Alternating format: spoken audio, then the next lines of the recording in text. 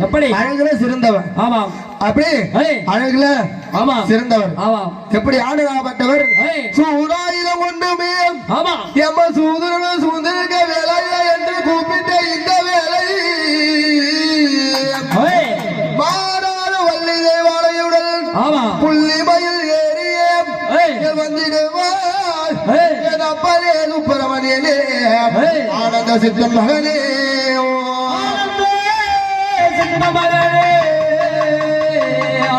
முருகா